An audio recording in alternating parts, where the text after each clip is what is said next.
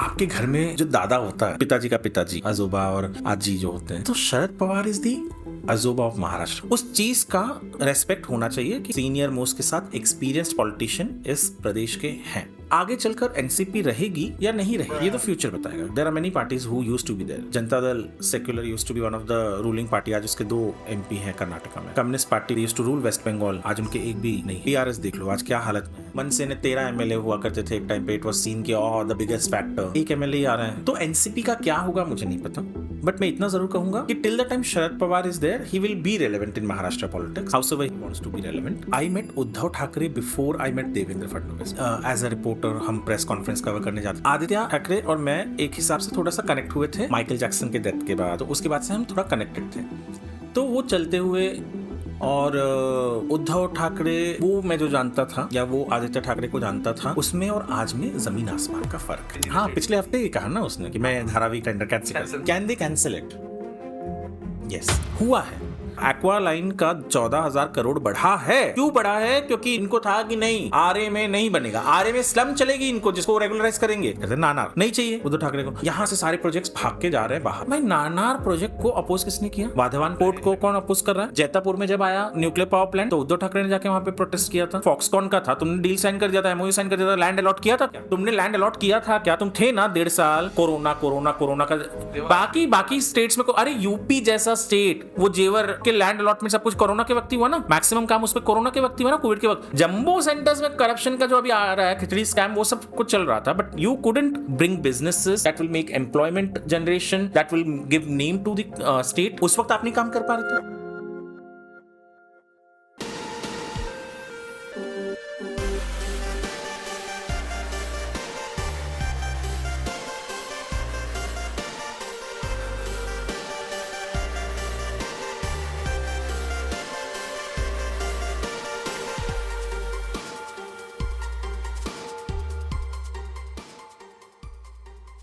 तो वरुण सर, फिर से एक बार स्वागत है हमारे पॉडकास्ट के अंदर।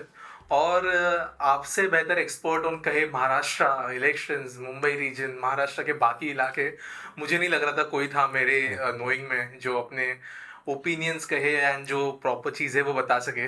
सो welcome to the show again. और जो लोग मेरी ऑडियंस में से नहीं जानते, वरुण सर 20+ ईयर्स का उनका एक्सपीरियंस है in journalism. He covers a variety of topics. He owns portals जो आपको रियल एस्टेट वगैरह के बारे में बता सकते हैं। इसको एफिट इंडिया के वो फाउंडर है and he has been very active whenever it comes to elections and other things। बहुत एक्टिव हो जाते हैं।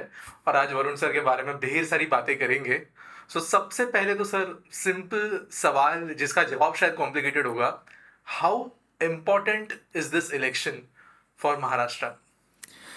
Thank you Akash. आकाश, एक चीज़ जो आपने कहा ना अभी इंट्रोडक्शन देते वक्त कि एमएमआर और यहाँ के इलेक्शन के बारे में, आप उन चंद लोगों में से हो जो खुद स्वयं एक महाराष्ट्रियन है एंड हु डजंट डाउट कि yes someone, see I am born bought up in Maharashtra.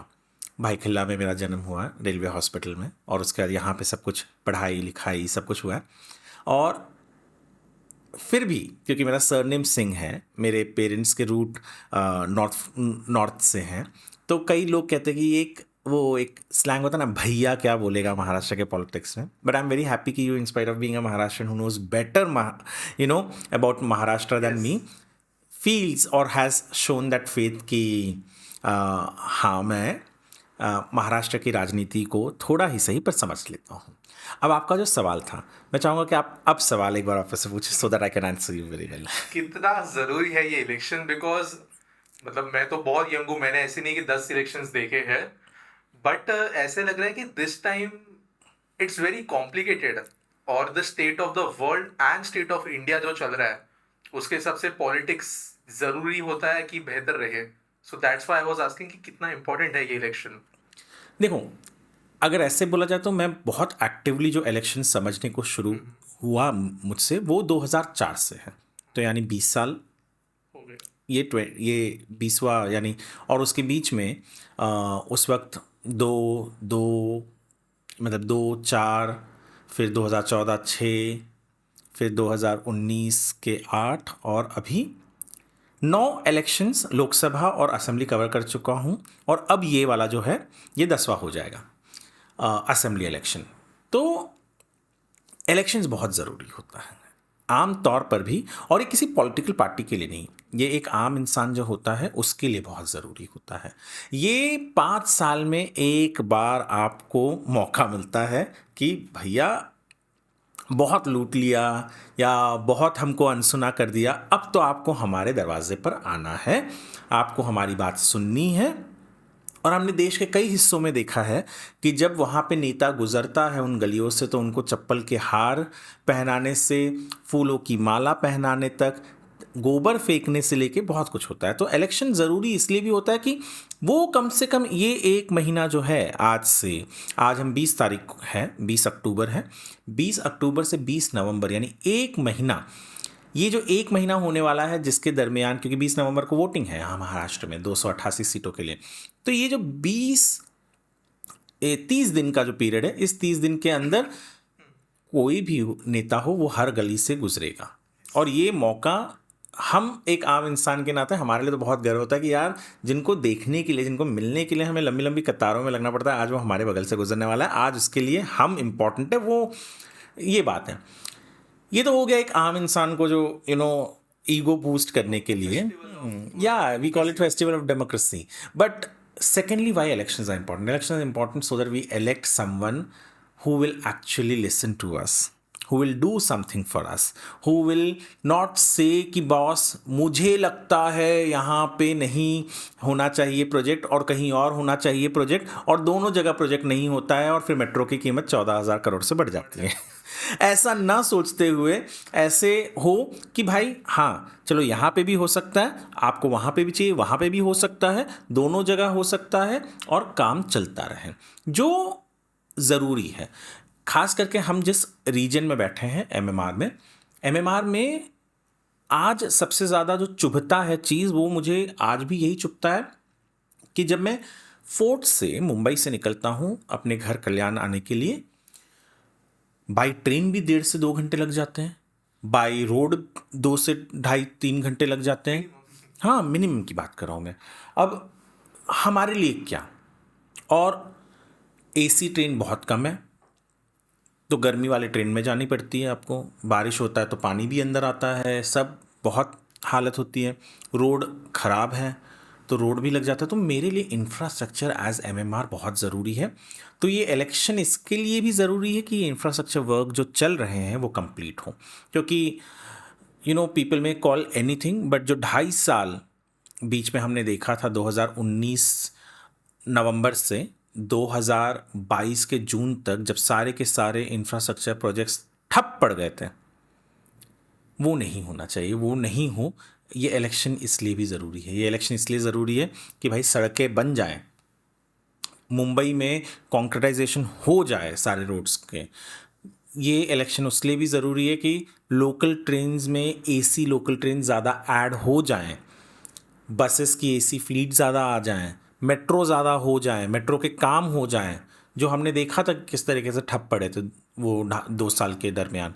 तो ये सारी चीज़ें ना हों और आपके हित में काम हो, ये इलेक्शन उसके लिए भी ज़रूरी है। इलेक्शन हर मायने में ज़रूरी तो वैसे भी होता है, जैसे हमने कहा डेमोक्रेसी का पर्व है, त्यौहार है, उसके अलावा सबसे ज़्यादा ज़रूरी है कि आप अपने लिए क्या चुन रहे हैं। तो सर ये तो बात समझ में आई, and we are actively seeing specially Maharashtra के अंदर की डिवाइडिंग टॉपिक्स जो है वो बहुत बड़े हैं।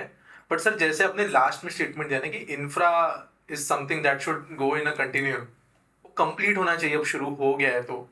लेकिन सर मेरा सवाल ये है, मतलब एक्चुअली 2 टुकड़ों में इसको बांटूंगा मैं। पहला तो ये वी हैव सीन कि infra is not a topic जो वोट लेकर आता है, बिल्कुल ठीक है। दूसरा ये कि किसकी, मतलब ये कौन सा वर्ग है वोटर्स का जो इंफ्रा के डेवलपमेंट से खुश नहीं है और इंफ्रा डेवलपमेंट रोकने के वजह से वोट दे सकता है। लाइक फॉर एग्जांपल एक नेता अगर कुछ बोल रहे हैं तो ऑब्वियसली वो वोट मिलेंगे उस हिसाब से बोल रहा होगा।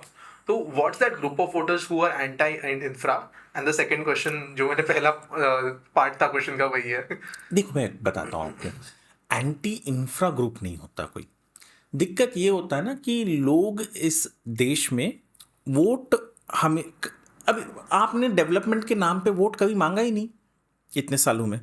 तो जो वोटर है उसके मन में भी नहीं रहा है कि हाँ development can be a very big topic. हालांकि ये डेवलपमेंट वाला जो टॉपिक सच कहूँ तो मेरे ख्याल से 2004 का जो चुनाव हुआ, जब वो भारतीय जनता पार्टी शाइनिंग इंडिया वाला लेके आई, तब लोगों को शायद ये एहसास हो कि हाँ हो सकता है। नहीं तो 99 तक का आप कैंपेनिंग देखोगे तो पीवी नरसिम्हा राव उस वक्त स्कूल में मिड डे मील में वो फ्री खाना बांट रहे हैं, या पीडीएस स्कीम जो था हमारा public distribution scheme of grains oil and ये इसके ऊपर ज़्यादा था। 2004 में पहली बार ये डेवलपमेंट के मुद्दे पे चुनाव लड़ने की कोशिश की गई, but it was a very new entrant at that point of time and that is reason it failed, flopped. Bharatiya Janata Party lost the election big time. I wouldn't say big time, they were still दी मतलब उनके पास थे अच्छे खासे, but आज जितने कांग्रेस के पास कुल हैं उससे ज़्यादा ही था 2004 में भी उनके पास। बट फिर भी डेवलपमेंट के नाम पर वो मेरे ख्याल से पहली बार चुनाव लड़ा गया। नहीं तो उसके पहले चुनाव क्या लड़ते थे? सोशल इश्यूज वगैरह। 1984 का चुनाव जिसमें कहा जाता है कि Rajiv Gandhi won with a sliding boom majority, वो उस वक्त एक बड़ा पेड़ हिलता है तो कुछ लोग, यानी he fought it on his mother thing, mother's assassination, या उसके बाद 90s का भी चुनाव जो लड़ा। मैं बताता हूँ, पीवी नरसिम्हा राव ने जब लिबरलाइजेशन को हाँ कहा उसके बाद वाला चुनाव वो हार गए। He didn't come back to power, no, in 1994. Who came back in 95? Who came back? It was BJP for few days, but बाकी 96 के बाद जो भी था वो आप देखो ना, कोएलिशन गवर्नमेंट था। तो डेवलपमेंट के नाम पे नहीं होता था, मैं कहूँगा। आज भी बहुत बड़ा वर्ग है जो डेवलपमेंट के नाम पे वोट नहीं देता है, पर वोटर जो है ना, क्योंकि वो वोटर में भी स्टार्क डिफरेंस है। हम आज एक शहर में बैठे हैं, हम जिन टॉपिकों पे बात करते हैं, हमने अभी तक बात की कि सड़क में खड्डे ना हो, हमारा ये ना हो, हमको रेल मिले, हमको मेट्रो मिले, ये सारी चीज़ें बात की। बट आप जब अंदर जाते हो, थोड़ा सा रूरल में जाओगे, वहाँ पे टॉपिकें चेंज हो जाती हैं। कास्ट बहुत बड़ा फैक्टर बन जाता है। मैं सच कहूँ तो महाराष्ट्र में लोग यूपी को ब्लेम करते हैं कास्ट के लिए, बिहार को कहते हैं, है हमने लोकसभा चुनाव में देखा भी कि किस तरीके से सिर्फ कास्ट की वजह से यूपी में फैज़ाबाद जो सीट है, अयोध्या जो कहते हैं, वो कास्ट के बेसिस पे भारतीय जनता पार्टी हार गई। हालांकि वो भारतीय जनता पार्टी की ऐसे बहुत लंबी सीट नहीं है, वहाँ पे इसके पहले भी बहुत कम बार जीते हैं। बट यहाँ महाराष्ट्र में भी कास्ट उसी तरीके से उतना ही एक इम्पॉर्टेंट रोल प्ले करता है। यदि आप माने या ना माने इस चीज़ को, जिस तरीके से ये मराठा रिजर्वेशन वाला इशू है, आप मुझे बताइए, आप मराठा रिजर्वेशन को लेके मनोज जरांगे पाटिल जो स्टेटमेंट की, जो फडणवीस को सपोर्ट करते हैं, वो 24 कैरेट है या नहीं है, ओबीसी जिस तरीके से आ गया, बंजारा कम्युनिटी के बारे में जिस तरीके से बात होती है, जिस तरीके से लोकसभा चुनाव में एसटी सीट्स में अगर आप देखें, नंदुरबार में सिर्फ 2 जगह पर भारतीय जनता पार्टी लीड पे थी, बाकी 4 कॉन्स्टिट्यूंसीज में पीछे थी। ये शेड्यूल ट्राइब सीट है, बाकी एसटी सीट्स देखेंगे या बाकी एससी सीट देखेंगे, तो इन सारी जगह पे भी बीजेपी पीछे थी, कोई और पार्टी आगे थी, क्योंकि वहाँ पर भी ये चलाया गया कि भैया रिजर्वेशन हटा देगी, संविधान चेंज करने वाले हैं, जबकि ऐसे होता नहीं है और होगा भी नहीं। अगर उनको करना होता तो इस बार तो उनके पास कम है, इसके पहले कर लेते, फुल मेजॉरिटी जो चाहिए थी उतनी तो थी उनके पास कॉन्स्टिट्यूशन चेंज करने के लिए। बट वो जो नैरेटिव है ना, रिजर्वेशन वाला, कास्ट वाला, बहुत स्ट्रांग है, बहुत इनग्रेन्ड है, उसको निकाल पाना इतना आसान नहीं है। एक आइडियल सोसाइटी में, एक ऑनेस्ट सोसाइटी में उम्मीद ये की जाती है कि लोग कास्ट पे नहीं, लोग मुद्दों पे वोट करेंगे, बट कास्ट बहुत इंपॉर्टेंट है। वो कहते थे ना पहले कि एक कहावत होती थी नॉर्थ में कि वोट और बेटी जात में दो। यस, बट शायद वो बदल पाना इतना आसान अभी भी नहीं लग रहा है। बट जैसे हमने कहा कि ये अर्बन, जिस तरीके से अर्बनाइजेशन होगा तो शायद लोग कास्ट के परे, क्योंकि यहाँ पे मेरे ख्याल से कोई पूछता नहीं है ना। विवेक, कभी मैंने आकाश में कभी आपसे ये नहीं पूछा कि आपकी कास्ट क्या है, आपने मुझसे नहीं पूछा मेरी कास्ट क्या है, क्योंकि हम नहीं मानते ये सब चीज़ों को। मैं तो कास्ट मानता भी नहीं हूँ, वैसे भी बहुत घृणित चीज़ है ये कास्ट सिस्टम, कास्ट डिस्क्रिमिनेशन। तो बट जैसे जैसे अर्बनाइजेशन होगा, तो ये जो आपका सवाल था कि वो जो वोटर है कहाँ डिवाइड होता है, तो वो थोड़े से रूरल एरिया में इसके लिए डिवाइड हो जाता है क्योंकि वहाँ पे कास्ट आज भी प्रचलित है। कास्ट के नाम पर बहुत सारी चीज़ें होती हैं। हमने महाराष्ट्र में देखा है किस तरीके से, बहुत सारे ऐसे इंसिडेंट्स हैं, मैं नाम नहीं लेना चाहूँगा, जहाँ पर कास्ट की वजह से बड़े बड़े दंगे फसाद हुए हैं। रिलीजन तो बात की बात है, पर कास्ट की वजह से हुए हैं। कास्ट की वजह से बहुत घृणित मर्डर्स हुए हैं जिनको कोई जस्टिफाई नहीं कर सकता। तो कास्ट आज भी वहाँ पर इम्पोर्टेंट रोल प्ले करता है, भले आप वहाँ से कितनी भी बड़ी सड़क निकाल दो, यस, फर्क नहीं पड़ेगा। कुछ कुछ समय ज़रूर लगेगा। अर्बनाइजेशन, शायद वो सड़क गुजरने के कुछ साल बाद वहाँ पे अर्बनाइजेशन आ जाए तो शायद बदलाव आ जाए, नहीं तो नहीं। मेरा टेक अवे ये था कि मैं सोच रहा था इन टर्म्स ऑफ एक पॉलिटिशियंस जब वोट मांगने जाते हैं तो उसके दिमाग में क्या चलता होगा, और जो आपके जॉब से मुझे एक क्लैरिफिकेशन काइंड ऑफ मिली है वो ये है कि इंफ्रा या डेवलपमेंट टॉपिक से ज्यादा स्ट्रॉन्ग टॉपिक अभी भी कास्ट है। मेजॉरिटी So why सीट्स में wouldn't select मुंबई ये? एमएमआर में या पुणे सिटी को मिला के भी आप ज़्यादा से ज़्यादा कितना 150 सीट, मैं हायर रेंज बोल रहा हूँ। जो अर्बन सीट्स होंगे वो 125 से 130 होंगे, बाकी तो रूरल है ना 288 में से। तो वो जो 288 में जो रूरल सीट्स है वहाँ पे तो वही प्ले करता है।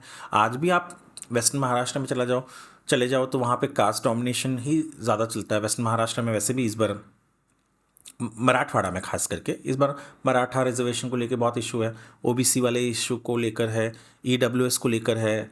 मराठवाड़ा हो गया, फिर आप वेस्टर्न महाराष्ट्र, वहाँ पे कास्ट बहुत डोमिनेंट है।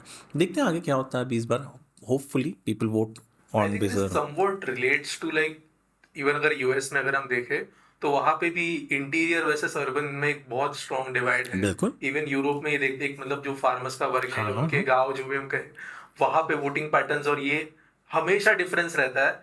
और एट अ सर्टेन पॉइंट ऐसे हो जाएगा कि अर्बनाइजेशन उस लेवल पे अगर पहुंच जाए तो वोटिंग पैटर्न्स उस हिसाब से चेंज होंगे। बिल्कुल होते हैं। But sir the next question I wanted to know is that ना महाराष्ट्र का इलेक्शंस फिलहाल एक मतलब खिचड़ी में चल रहा है कहे, या खिचड़ी बन गई थी कुछ समय पहले ऐसे कहे तो शायद ज्यादा बेटर होगा। उद्धव ठाकरे जी जो है, मैं भी पॉलिटिक्स फॉलो कर रहा हूँ, आपके देखता हूँ, मैं बाकी सब चीजें भी देखता हूँ। इट डजेंट सीम कि मतलब है क्या, क्लैरिटी क्या है उनकी। कैन यू एक्सप्लेन कि मतलब ये आ कैसे गए इस लेवल तक, और आगे इनका आपके ओपिनियन में जो है ट्रैक क्या नजर आ रहा है जाते हुए। So the question is very just I add a little bit more, मैं पूछ इसलिए रहा हूँ because he is been very मतलब एक इम्पोर्टेंट रोल मतलब पोजीशन पे रहे हैं वो महाराष्ट्र पॉलिटिक्स में, और अभी वो है किधर वही समझ में नहीं आ रहा है। So very straight forward question. you know very interesting. People keep asking me one simple thing कि एक समय हुआ करता था,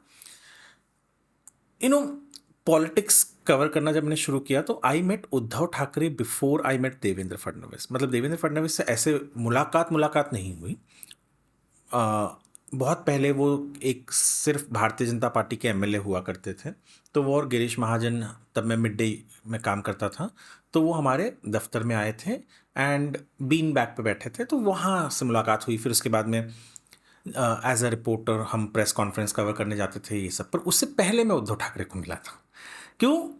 क्योंकि आदित्य ठाकरे और मैं एक हिसाब से थोड़ा सा कनेक्ट हुए थे माइकल जैक्सन के डेथ के बाद, या उस वक्त हमारी बातचीत हुई थी, तो उसके बाद से हम थोड़ा कनेक्टेड थे। तो वो चलते हुए उद्धव ठाकरे से ही मुलाकात हुई थी। I used to cover Shiv Sena and Bharatiya Janata Party, these were my primary beats, और तब मिलते थे। और उस वक्त एक हिसाब से शिवसेना के पास बीजेपी से ज़्यादा सीट थी स्टेट में, और उद्धव ठाकरे को वो मैं जो जानता था या वो आदित्य ठाकरे को जानता था, उसमें और आज में ज़मीन आसमान का फ़र्क है। तो लोग जो मुझे कहते हैं ना, अभी जैसे मैंने उस दिन मैं वहीं से गुजर रहा था कलानगर से, तो मैंने वो फ़ोटो डाल दिया मातोश्री 2 जो बनाया ट्विटर पे। तो किसने बोला कि जब वहीं था, मतलब एक टॉन्ट करते हुए कि चाय जाके पी लो। मैं उनको ये कहना चाहता हूँ कि भाई एक समय था जब बाला साहब थे, तब मैं मातोश्री में गया भी हूँ, वहाँ पे चाय भी पिया हूँ, वहाँ पे केक भी खाया हूँ, बाला साहब के बगल में बैठा भी था और उनसे बातचीत भी की है। और ये मैं हवा में नहीं कह रहा हूँ, ये डॉक्यूमेंटेड है। जब बाला साहब जी की डेथ हुई थी तब मिड डे में आर्टिकल भी छापा था हमने, और वो आर्टिकल उसी बेसिस पे था कि मेरा जो उनके साथ कॉन्वर्जेशन हुआ था। तो इस तरीके का मेरे पास आज भी फोटोज़ हैं कि दशहरा के वक्त मातोश्री जाते थे तो उद्धव ठाकरे हर किसी को वो सोने का पत्ता होता है वो देते थे, तो वो फोटोज़ भी हैं मेरे पास।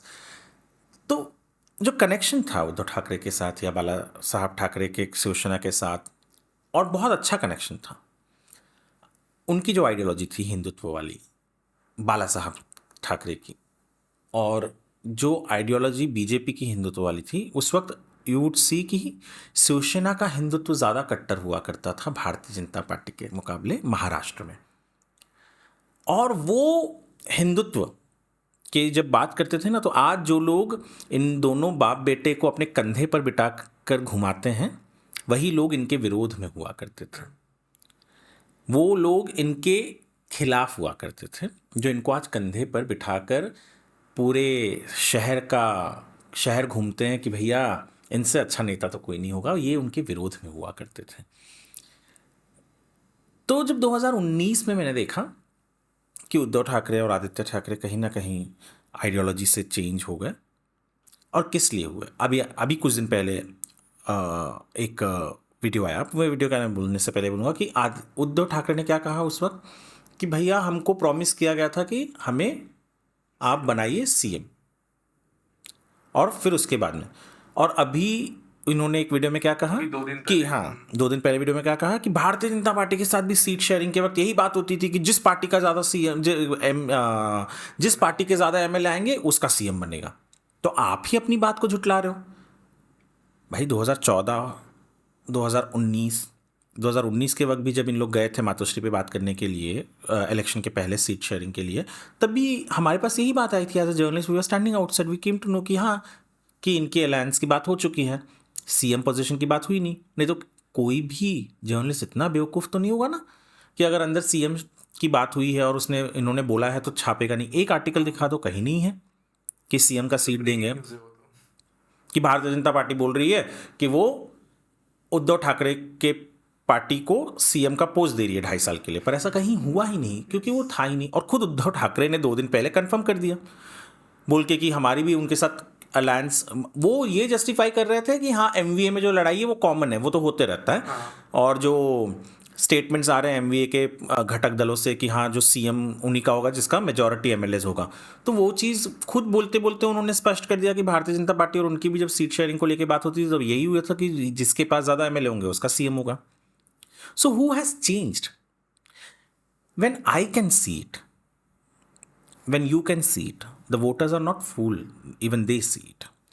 वो सिंपैथी जो है ना, पृथ्वीराज चौहान ने बहुत सही कहा, अगर सिंपैथी उद्धव ठाकरे के फेवर में होती तो सिंपैथी शिंदे और उद्धव ठाकरे की 8 या 9 सीटों पे लगा आमने सामने 8 सीटों पे फाइट थी।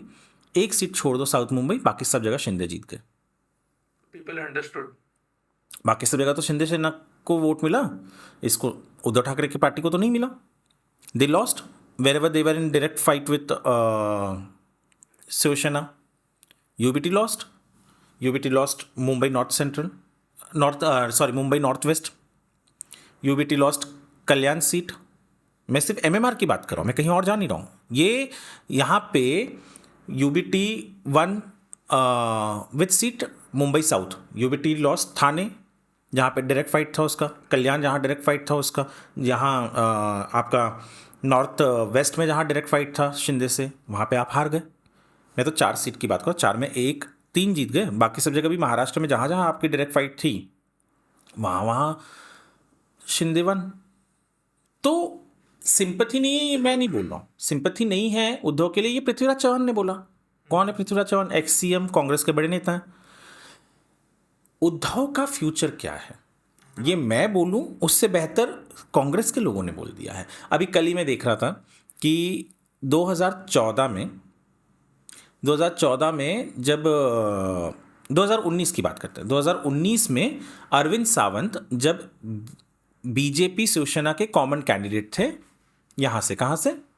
अरविंद सावंत साउथ मुंबई से। साउथ मुंबई में एक छोटा कॉन्स्टिट्यूंसी आता है, मुंबा देवी आता है। मुंबा देवी में एक छोटा सा वार्ड आता है, मोहम्मद अली रोड वाला एरिया। हाँ, तो किरीट सोमैया ने कल एक ट्वीट किया कि भैया जब ये हमारे साथ बीजेपी के साथ शिवसेना मिलकर लड़ी थी, यानी जब एनडीए का कैंडिडेट था अरविंद सावंत, तब उसे वहां से 91 वोट मिले थे। वो 91, हाँ 2 डिजिट 91 वोट मिले थे कभी 2019 में।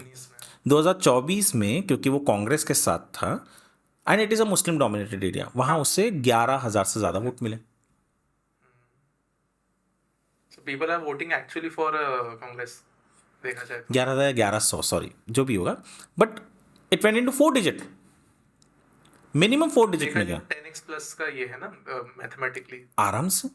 तो तो जो उद्धव के पास खुद के वोट्स हैं क्या, ये तहसीन पूनावाला ने भी बोला, बाकी बहुत सारे कांग्रेस लीडर्स भी बोल रहे हैं कि उद्धव के पास अब खुद का वोट नहीं रहा। उद्धव के पास जो वोट है बोरोड वो बोरोड वोट है आईएनसी का, and Uddhav knows it well. That is the reason, in spite of his party leaders getting humiliated so many times, he is still sticking with MVA because he knows without MVA he has nothing. Right now he has nothing. तो छोटा मोटा जो है जहाँ पे He has lost his Hindutva votes big time. मैं ये नहीं बोल रहा हूँ कि मराठी वोट्स नहीं है उसके पास, होंगे, हैं मराठी वोट्स इन एमएमआर होंगे, कहीं कहीं हो सकता है कि वो वहाँ जीते, पर उसके वो एमएलएस का भी वो जादू है। फॉर एग्जांपल अभी जैसे दिंदोशी एरिया है, दिंदोशी से Sunil Prabhu is his MLA who still with him, he probably might contest, he might win, क्योंकि वो वहाँ से बहुत सालों से रहा है। इंडिविजुअल को लेंगे, जैसे हाँ, जैसे अजित पवार के साथ हुआ कि सुनील तटकरे कंटेस्टेड फ्रॉम रायगढ़, वो सुनील तटकरे मोदी वेव में भी 2019 में जीत गया था, तो अब जीतना कौन सा बड़ा चीज़ है जब साथ में थे। तो उसका खुद का है, तो वो कई जगह पे जो इनके खुद के लोग हैं वो जीतेंगे, पर कोई ये बोले कि उद्धव ठाकरे के लिए मैं वोट करने वाला हूं, तो शायद प्रोबेबली ऐसा नहीं होगा। वो जो उसका वोटर था वो नहीं है, he is living on borrowed votes, his party is on borrowed votes and he knows it very well, and he knows it very well. That is the reason he is even taking वो अपमानजनक जो बातें हो रही हैं, जिस तरीके से आ रही हैं कि नाना पाटोले संजय राउत के जो झगड़े हो रहे हैं, नाना पाटोले ओपनली बोलता है कि भाई हम तो हमारे नेता मल्लिकार्जुन खड़गे और राहुल गांधी है उनको जवाब देते हैं, वो जो बोलेंगे वो हम करेंगे, बट अगर संजय राउत ओवर रूल करता है उद्धव ठाकरे को तो हमको पता नहीं, वो उनका लुकआउट है। ऐसे ओपनली बोला है नाना पाटोले ने। तो दैट ऑल्सो शोज कि they are taking those insults left right and centre on them, probably because they think कि उनके even he knows what reality is, आम जनता नहीं है उसके साथ, और ये उनकी खुद की करनी है, किसी और की करनी नहीं है, उन्होंने खुद से किया है, इस कारण ये हो रहा है। But sir my question is कि जैसे आपने सिचुएशन बताई, चलो ठीक है आ गई सिचुएशन में, but somewhere down the line मतलब एक आदमी सॉल्यूशन क्या सोचेगा, कोर्स करेक्शन होना चाहिए, but rather than it seems कि सनसेट की तरफ और जाना शुरू हो गया है। विनाश काले विपरीत बुद्धि, that is what I can talk about UBT Shiv Sena right now. क्योंकि जिस तरीके की बात करते हैं, या मैंने कभी नहीं उम्मीद किया था कि बाला साहब ठाकरे का बेटा, बाला साहब का जो मोस्ट फेमस लाइन है कि जमलेला माझा तमाम हिंदू बांधवानी मातांनी यानी भगिनी, उसको बदल के कुछ और कर देगा। नहीं उम्मीद की थी। एक आम शिवसैनिक जिसने, मैंने तो बाला साहब को सुना है, बाला साहब से बात की है, बाला साहब के भाषणों को एक हिसाब से हम लोग जब एज अ जर्नलिस्ट जाते थे तो वो सुनना ये होता था एक्सपीरियंस अपने आप में, और आप उनकी लेगेसी का जो सबसे इंपॉर्टेंट चीज़ है उसको बदल रहे हो।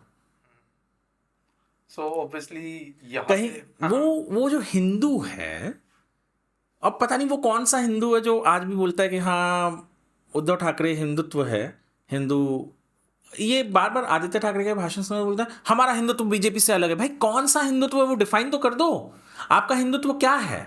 आपका हिंदुत्व ये है कि राहुल गांधी जब महाराष्ट्र में उसका भारत जोड़ो यात्रा आता है, सावरकर के खिलाफ बोलता है, तो सावरकर जिनके लिए बाला साहब ठाकरे ने न जाने कितनी लड़ाइयाँ लड़ ली, आप उस लेगेसी को भुलाकर, वो हिंदुत्व को भुलाकर आप कौन सा हिंदुत्व जाते हो? आप जाके राहुल गांधी को गले लगते हो। आप एक बार भी, आप में इतनी हिम्मत है आप जाके पूछ सको राहुल गांधी को कि how dare you say something against Savarkar, do they even know what Savarkar had to face, right? तो सबसे बड़ा सवाल यही है कि आप जब कहते हो की मेरा माझी हिंदुत्व भारतीय जनता पार्टीपेक्षा वेगळी आहे, तर कुठली हिंदुत्व, कौन सा हिंदुत्व है? कहीं डिफाइन करके लिख रहे हो हिंदुत्व आपका ये है कि अपीजमेंट करोगे, हिंदुत्व आपका ये है कि आप वक्फ को सपोर्ट करोगे, आप उस वक्फ को सपोर्ट करोगे जिसने तमिलनाडु में पूरे की पूरे गांव को, मंदिर को, जो इस्लाम से ही पुरानी मंदिर कहा जाता है उसको आप, या हज़ारों साल पुरानी मंदिर होगी फिर भी, तो उसको आप बोलते हो कि भैया हाँ ये वक्फ का लैंड हो गया और आप सपोर्ट कर रहे हो ऐसे लोगों को। आप उस इंडी अलायंस में हो जहां पर स्टालिन का बेटा उदयनिधि स्टालिन हिंदुत्व के बारे में, हिंदुओं के बारे में अपशब्द बोलता है और आप चुप बैठते हो। आप स्टेज शेयर करते हो स्टालिन के साथ और आप बोलते हो मेरा हिंदुत्व अलग है। आपका हिंदुत्व ये है कि हिंदू को गाली दो चलेगा, पर दूसरे धर्मों के बारे में कोई कुछ बोलेगा तो नहीं नहीं, ये हिंदुत्व नहीं है। कोई किसी के धर्म के बारे में कुछ ना बोले। मैं तो यही चाहता हूँ जिसका जो धर्म है वो अपना धर्म फॉलो करे। मैं हिंदू हूँ, मुझे हिंदू किस तरीके से जीना है, जगना है, वो मुझे कोई और ना बताए। मुझे जिस तरीके से जीना है, जगना है, वो करे। पर आप चुप बैठते हो। You are silent when a Salman Salim Thakur from Maharashtra, from Mumbai, gets,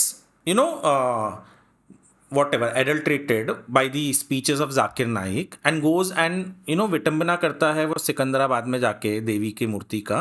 आपके हमारे मुंबई से आप चुप हो, आप कुछ नहीं बोलते हो। Zakir Naik funds Rajiv Gandhi Foundation of Congress, आप चुप हो, आपको तब कुछ नहीं होता। ये हिंदुत्व नहीं है। या तो आप मुझे तो ये लगता है ना कि वो घर की मुर्गी दाल बराबर होता है। इनको घर में सब कुछ था पर फिर भी उसका अहमियत नहीं समझ पाए। हिंदुत्व क्या है वो एनसाइक्लोपीडिया वहाँ बैठे हुए थे, उनसे सीखा या नहीं सीखा पता नहीं, बट आप it pains me and that pain, if someone like me can feel it, I'm sure voters also feel it. ये हिंदुत्व इनकी सरकार थी 2019 से 2022 तक। वो करिश्मा राणे आवाज उठाती है कि भैया आजान मस्जिद से बहुत तेज हो रही है। केस किसके ऊपर होता है? उस लड़की के ऊपर। तो ये इनका हिंदू। लोग बोलते ना कि नहीं आप लोग ने आप लोग, मुझे किसी पत्रकार ने पूछा था एक इंटरव्यू के वक्त कि हाउ कैन यू से कि Uddhav Thackeray is not close to Hindutva. मतलब मैं नहीं कह रहा हूं, उनके एक्शंस बताते। लोगों को एक्शंस, सोशल मीडिया का जमाना है। और क्या बोलते हो, मतलब ये इन लोग गुजरातियों को नहीं, क्या गुजरातियों के खिलाफ बोलते हैं शिवसेना, वो यूबीटी वाले। और इनका बेटा कहाँ नाचता है, छोटा वाला? किसकी? अंबानी गुजरातीज ही है ना वो एक हिसाब से। उनकी वेडिंग में एज एन एक्स्ट्रा उनका बेटा नाच रहा है ना, छोटा वाला। ये कहाँ जाते हैं? उसकी शादी में जाते हैं ना। तो आप डबल स्पीक करो चलेगा, पर कोई और कुछ परसों मैंने देखा ट्विटर पे, परसों या कल देखा शायद, Aditya Thackeray was welcoming people from other parties. भारतीय जनता पार्टी से आया हुआ बंदा वेलकम कर रहा है घर पे, मातोश्री में ज्वाइन किया। मनसे का बंदा आया, उसको वेलकम कर रहा है। इनको जो छोड़ के जाए दूसरे पार्टी में वो गद्दार, और जो दूसरे पार्टी को छोड़ के इनके पास आए वो साहूकार। ये क्या बात हुई? मतलब तब आदित्य ठाकरे क्यों नहीं सोचता कि यार वो भी तो गद्दार आ रहा है ना फिर मेरे पास, तुम गद्दार को वेलकम करो चलेगा। पर दूसरे अगर दूसरे पार्टी का ले ले तो गद्दार हो जाता है। नहीं तुम्हारे पास आने वाला कोई है क्या? मातोश्री पे मेरे ख्याल से वो एक कुछ लगा होगा जो वॉशिंग मशीन, वो गद्दारी का डब्बा निकाल देता है। ये भारतीय जनता पार्टी को बोलते हैं वॉशिंग मशीन, गलत। मैं तो बोलता हूँ भारतीय जनता पार्टी ने बहुत सारी गलतियां की है, जिस तरीके से लोगों को लेके आए, जिन लोगों को लेके आए। पर तुम उनके खिलाफ लड़ रहे हो ना, तुम भी तो वही कर रहे हो फिर। तो वो गद्दार कैसे हो गए, वो तुमसे अलग कैसे हो गए? Very same, very common. बहुत ऐसे लोग बोलो थे लोगों की मेमोरी बहुत शॉर्ट साइटेड होती है वगैरह। लोगों की मेमोरी मैं मानने को तैयार नहीं हूँ यार। लोग, मैं बोलता हूँ ना, लोग जानबूझ के भूलना चाहते हैं। नहीं तो किसने आपको आज से 10 साल पहले किस व्यक्ति के क्या बोलने से आपको दुख हुआ था वो आप याद रखते हो। ये जानबूझ के भूलना चाहते हैं क्योंकि रोज़मर्रा की ज़िंदगी से जुड़ा हुआ नहीं है। हालांकि राजनीति, डेवलपमेंट इंसान के रोज़मर्रा की ज़िंदगी से जुड़ी होनी चाहिए, पर नहीं है। इसके लिए लोग वो शॉर्ट साइटेडनेस का बहाना देके भूल जाते हैं। But sir it is true ना कि अगर आप अभी सड़क पर जाके किसी को पूछते हो कि अभी क्या हुआ है लेटेस्ट पॉलिटिक्स में वगैरह वगैरह, स्टेटमेंट्स है या कोई घटना हुई है, कोई किधर से क्या गया, I think 80 to 85% people are not aware. वो अपने अपने काम में बिजी होंगे। But 80 to 85% Hindus are not aware. हाँ, that might be true. I'm telling you, no, people नहीं, वो भी नहीं। मैं बताता हूँ ना, जो इश्यूज जिस तरीके से, यार वो कौन, याह्या द हमास टेररिस्ट जिसको इसराइल ने, मारा उसको। I didn't know his name that way, but I knew that there's someone who's their political head. But look at many people, oh, martyr को मार दिया. Common इंसान, अपडेट है common इंसान from their community, he knows it very well. Yes. यहाँ पे मैं road पे निकल जाऊँ, राम गोपाल मिश्रा ये नाम नहीं जानेंगे लोग. कौन है वो राम गोपाल मिश्रा? राम गोपाल मिश्रा वो लड़का है जो बहराइच में जब देवी दुर्गा के प्रोसेशन जा रही थी विसर्जन के लिए, तब पथराव हुआ तो वो किसी के घर में घुसा अलेजेडली, और उसने वहां पे झंडा चेंज किया. उसके छाती में तुमने गोलियां दाग दी, उसके नाखून निकाल दिए, जिंदा इंसान के चमड़े उधेड़ दिए. ऐसे पोस्टमार्टम रिपोर्ट कहता है नाखून नाखून निकाल दिया गया उसको क्लोज रेंज से बुलेट उसके. फायर किया गया। एंड राम गोपाल मिश्रा का नाम शायद ही लोगों को याद होगा. क्यों? ये क्या, ये जो लिंचिंग हुई, वो लिंचिंग मतलब जो तबरेज़ की लिंचिंग हुई उसको हमने कंडेम किया. उस वक्त हर कोई एक आवाज़ में बोला, भले उसको लेके भी बहुत सारे थियरीज हैं कि वो वहाँ मोबाइल चोरी करने आया था, रात में लोगों ने पकड़ा, मारा, ये हुआ, बट फिर भी मारा गलत है, उसको कंडेम किया. राम गोपाल मिश्रा के डेथ को इनके उद्धव ठाकरे ने कंडेम किया क्या? कौन सा हिंदुत्व है? आदित्य ठाकरे ने एक ट्वीट किया क्या कि राम गोपाल मिश्रा बहराइच में जिसको गोली मारा उसको कंडेम किया क्या? कौन से हिंदुत्व की बात करते हैं? तब मुंह नहीं खुलता. ये हिंदुत्व नहीं चाहिए. बट सर मतलब ये तो मतलब एक फ्यूचर प्रेडिक्शन वाली बात हो गई। I just want a simple इसके ऊपर जवाब कि क्या ये मतलब फिर इनका रेलेवेंस ही खत्म हो जाएगा? ये चुनाव ना, मैं सच कहूँ, ये चुनाव देखो, लोकसभा में एक जवाब तो आ गया कि कौन सा सेना रियल है, at least for that particular party. हाँ. तो उसमें शिंदे सेना ने उद्धव ठाकरे के पार्टी को डायरेक्ट वॉर में हराया है, तो उसमें हम मानते हैं कि शिंदे सेना की तरफ ज्यादा लोग हैं. पर ये जो चुनाव है ना, असेंबली इलेक्शन, इस असेंबली इलेक्शन में हमको ये जरूर पता चल जाएगा कि who will retain power. And जो भी रिटेन करेगा पावर, समझ जाओ कि लोगों ने उनको, अगर एमवीए रिटेन करता है पावर तो समझ जाओ कि लोगों को वही चाहिए, तब हमें प्रॉब्लम नहीं.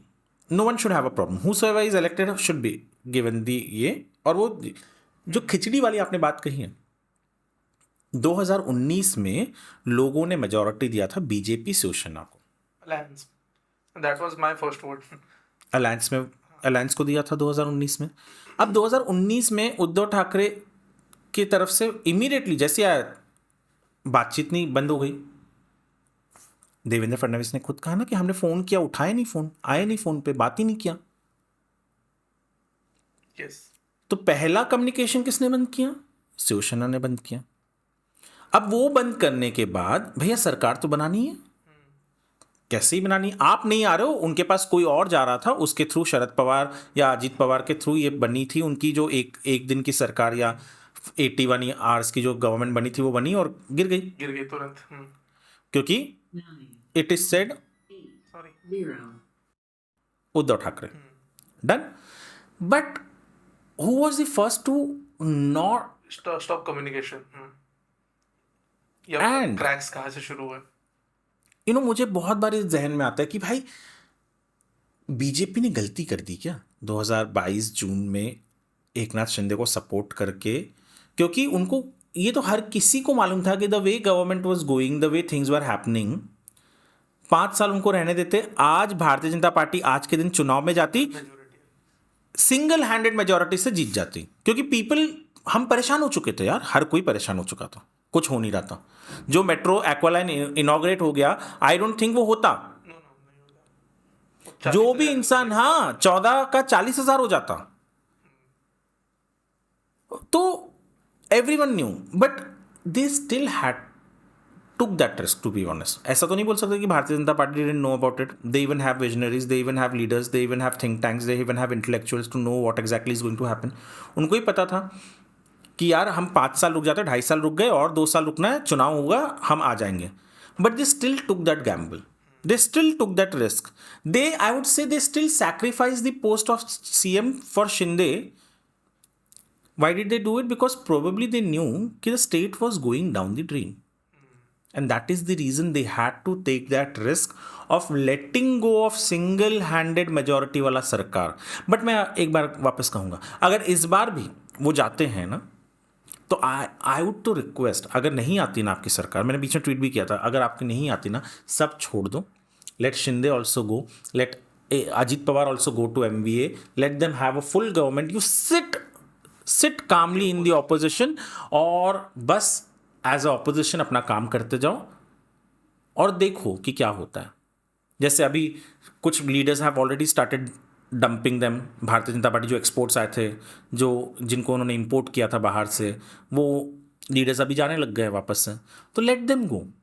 तुम अपने केडर, अपने कार्यकर्ताओं को सम्मान दो, उनके साथ रहो, things will work. That is one single hand. तो जो ये खिचड़ी सरकार है, वो क्यों खिचड़ी सरकार बनी, उसके पीछे का सबसे बड़ा रीज़न उद्धव ठाकरे ही है. उनकी ही पार्टी है. और वो बहुत बुरा लगता है कि तुम 4 साल तक बोलते हो मेरे को प्रॉमिस किया था सीएम का पोस्ट, मेरे को प्रॉमिस किया था सीएम का पोस्ट, और इलेक्शन के 2 दिन पहले बोलते हो कि नहीं हमारा तो ये डिसाइड हुआ था कि जो जिसका भी ज़्यादा सीएम रहेगा. तो तुम खुद क्या बोलना चाहते हो? वो ब्रेन फॉग हो गया ऐसे लग रहा है. नहीं, ब्रेन फॉग नहीं, ये भी हो सकता है कि तुम MVA को वापस लालच ब्लैकमेल कर रहे हो. हाँ. कि भाई देखो, मेरे को भले बीजेपी ने बोला था कि 2 दिन, ये सॉरी, जिसका जिसका ज़्यादा सीट आएगा उसका सीएम होगा, पर मैंने फिर भी देखो उनको ये किया, नचाया, छोड़ दिया, उनको नहीं बनने दिया. तुम्हारे साथ भी ऐसा कर सकता हूँ, नहीं तो मेरे को सीएम फेस डिक्लेयर कर दो. Smart enough move for him. But shouldn't they be worried right now कि जितना उनके बचे कुचे लोग हैं उनको संभाल ले. सीएम पोस्ट 2.5 साल बाद में 3 साल मेरे को नहीं लगता. सी अभी मैं सच बोलूँ तो इतना सीएम पोस्ट के पीछे क्यों भागते हैं? और क्या है. अच्छा. और सिर्फ सीएम पोस्ट की बात नहीं है, that is also how politics works. अगर उद्धव ठाकरे की जगह कोई और होता तो वो भी वही करता. क्योंकि एक अपना चस्का बहुत होता है यार पावर का. जो नशा पावर देती है वो कोई और नहीं दे सकता. पैसे नहीं दे सकते. पैसा follows, once you are in power सब कुछ फॉलो करता है. बट एक चीज़ तो है यहाँ पे कि ये कहना ना कि नहीं उद्धव ठाकरे के पास कुछ नहीं है या उसके पार्टी में, I don't think that is true. I am hearing कि there are some MLAs who might not be given seats by Shinde might go back to Uddhav, क्योंकि उनको लड़ना है. पावर में रहना है. हाँ, आप लड़ोगे नहीं तो जीतोगे क्या या हारोगे क्या? तो आपकी सीट ही नहीं, आपको कैंडिडेचर ही नहीं देगा यहाँ से, तो आप क्या करोगे? आप वहाँ जाओगे. वही है. तो हो सकता है कि you may C in a day और 2 that many Shinde MLAs who are not getting candidature from Shinde would go back to UBT और गो बैक टू NCP और go back to other party. ऐसा हो सकता है, इसमें कोई डिनाइल नहीं. यहाँ पे सर जवाब देते देते we talked about the NCP and NCP faction also. I am very young to have been through the process जहाँ पे Sharad Pawar played a very important role in Maharashtra and like total India की जो पॉलिटिक्स है उसके अंदर. वो फेज हमने नहीं देखा है, हमने वो उनके ओल्ड एज वाला ही फेज देखा है. तो मैं आपको ये मतलब पूछना चाहता हूँ कि पहले बताओ ऑडियंस को ना थोड़ा एक बैकग्राउंड दे दीजिए about his politics. And secondly he is now very old, also kind of टूट भी गए हैं in terms of his political assets that he had created over the years. तो क्या आपको ऐसे लग रहा है कि this would be last election, assembly elections run under his leadership? NCP तो रहेगी, बट उनके एक बॉस के विजन में वो रहेगी या नहीं रहेगी? देखो एक चीज़ मैं कहूँगा, आपके घर में जो दादा होता है, यानी दादा मतलब पिताजी का पिताजी या उनके पिताजी, वो दादाजी की बात कर रहा हूँ मैं, जो आज आजोबा कहते हैं हमारा, आजोबा और आजी जो होते हैं. तो शरद पवार इज दी आजोबा of Maharashtra right now. He is the senior most politician in Maharashtra right now. He has been in politics from a very young age. He was the youngest CM at that point. Around 38 में कुछ CM बने थे. He broke the party from his own Congress. हाँ, मतलब जो उनके गुरु थे कहते कि उनको धोखा देकर ये किया. तो इसके लिए जब अजित पवार ने छोड़ा तो बहुत सारे लोगों ने बोला कि जैसा करनी वैसा, ये वो बहुत सारी चीज़. But he is the senior most politician. You can take it away from him. No one can take that away from him कि उनसे सीनियर, उनसे ज़्यादा एक्सपीरियंस पॉलिटिशियन कोई नहीं है महाराष्ट्र में अभी इस वक्त. और उसकी रेस्पेक्ट होनी चाहिए. उस चीज़ का फुल रेस्पेक्ट होना चाहिए कि हाँ भाई ये senior most politician, senior most के साथ एक्सपीरियंस्ड पॉलिटिशियन इस प्रदेश के हैं। उन्होंने जिस भी तरीके से जो भी राजनीति की, आप उससे सहमत या असहमत हो सकते हो, पर उनका आदर उससे कम नहीं हो सकता। उन्होंने तो मतलब he broke away from Indian national Congress in 1999, contested on his own in Maharashtra, अलग अलग लड़े, and he got more seats than Congress. और ज़्यादा सीट आने के बावजूद भी उन्होंने सीएम का पोजीशन उस वक्त नहीं लिया, and he gave it to Congress. He had that understanding, he had that inkling कि आगे चल के शायद हो सकता है या नहीं हो सकता है। तो you have to understand he made have mistakes, he made have made blunders. तो probably when we say his last election in terms of age, I तो pray to God कि भैया और उनको उम्र दें, हाँ लॉन्ग लाइफ मिले, वो हर किसी को अच्छे सेहत में रखें। In terms of age probably, but आगे चलकर एनसीपी रहेगी या नहीं रहेगी ये तो फ्यूचर बताएगा। There are many parties who use to be there. Janata Dal Secular use to be one of the ruling party, आज उसके 2 MP हैं कर्नाटका में। Communist Party of India and Communist Party of India, Marxist, CPM, they use to rule West Bengal, आज उनके एक भी नहीं है वहाँ से। तो उतना पीछे क्या जाओ, BRS देख लो आज क्या हालत में है।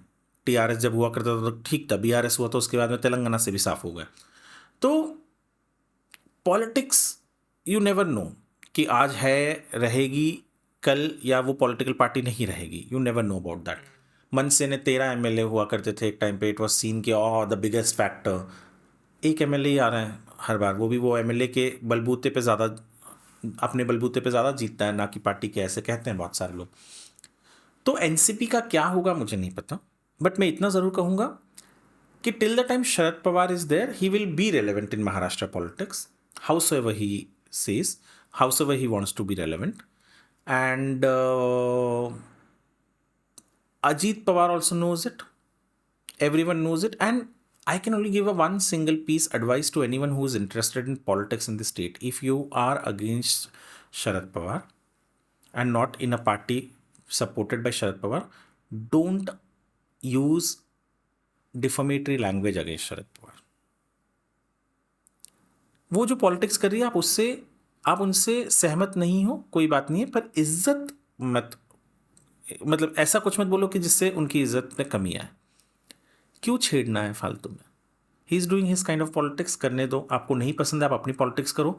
बट जो गलती 2024 के लोकसभा चुनाव में महाराष्ट्र में बहुत बड़े बड़े नेताओं ने कर दी, भारतीय जनता पार्टी के, शिवसेना के, इन्होंने जो डायरेक्ट अटैक करके वो भटकती आत्मा बोलना, ये बोलना, ये सब नहीं अच्छा लगता और ना ही अच्छा लगेगा। So you may disagree with style of politics, disagree, but don't say things that will hurt his supporters और hurt him. He gets very active there. वो 40-30 साल से बहुत लॉयल बेस एक बना होगा उनका। हाँ, लॉयल बेस बना होगा, लॉयल लीडर्स बने होंगे, बहुत सारी चीज़ें होती है। बट क्यों, क्या जब आपको समझ में आएगा कि वो आप उनके खिलाफ बोलोगे, वो आपको इम्पैक्ट करेगा वोट में, तो क्यों करना है? As a politician you shouldn't be doing it, ठीक है ना? और फिर your actions don't go with that ना। आप एक जगह बोलते हो कि भाई ये मेरे गुरु हैं राजनीति में, फिर उसके बाद में आप उनके खिलाफ बोलते हो, फिर उसके बाद में आप उनको पद्म भूषण, विभूषण, ये सब देते हो। So your action is different, your words are different, that doesn't go well. So you have to understand. Though he doesn't have much to his credit, मतलब इस देश में फ्यूचर पीएम जितने बार उनको मतलब उनको कहा गया, उतने मेरे ख्याल से और किसी को नहीं कहा गया। शायद उनकी राजनीति में उतना ये नहीं था कि, मतलब he had one of the best राजनीतिज when it came to state, but centre में शायद उनको नहीं हो पाया, नहीं हो पाया। सो सर मैं ये तो ठीक है, पूछ लिया मैंने, हमने रूरल अर्बन डिवाइड के बारे में भी बात कर ली पहले ही।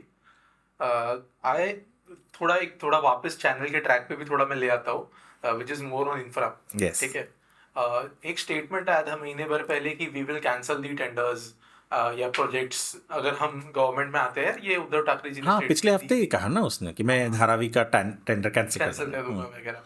बट मेरा सर 2 तरीके से सवाल है। एक तो ये कि ये लीगली पॉसिबल है क्या, because even for the metro 3 में एक छोटा यहाँ पे कंसेप्ट बता देता हूँ कि ट्रेन का टेंडर उनके आने के पहले दे दिया था, आके उन्होंने कार शेड रोक ली, and then Alstom had made trains पहले बना के हो गई थी, और फिर उनका प्रॉब्लम ये आ गया था कि हमको ये 11 ट्रेन भेजनी है क्योंकि उनके फैक्ट्री में जगह नहीं थी। हाँ, और यहाँ कहाँ भेजे, यहाँ पे कुछ है ही नहीं कार शेड। हाँ, और कहाँ रखेंगे। सो उन्होंने लिटरली ट्रेलर्स पे लोड करके रखी थी फिर कुछ टाइम तक। तो ऐसे सिचुएशंस बन जाते हैं और अभी ऐसे कई टेंडर्स प्रोग्रेस में है। तो ये चीज कहाँ पे ले जाएगी महाराष्ट्र को, and how feasible it is कि कैंसिल कैंसिल कैंसिल करके आप क्या अचीव कर सकते हो। पहला सवाल तो ये, और ये स्टेटमेंट क्या मिलता है इससे। Can they cancel it? Yes. Dharavi redevelopment project, जो अभी उद्धव ठाकरे ने कहा कि मैं आऊंगा तो मैं ये टेंडर प्रोजेक्ट कैंसिल कर दूंगा। कहा धारावी रीडेवलपमेंट प्रोजेक्ट इसके पहले 2019 में जब टेंडर हुआ था, 18-19 में, तो अडानी हार गया था, सेकलिंग जीत गए। दुबई बेस्ड, वो रॉयल फैमिली फंडेड जो कंपनी थी दुबई की, उनके बलबूते पे जीत गए थे, यूएई की। 2020 अगस्त में Uddhav Thackeray was the CM.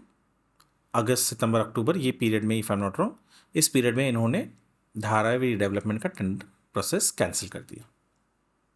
Award हो चुका था टेंडर सेकलिंग को,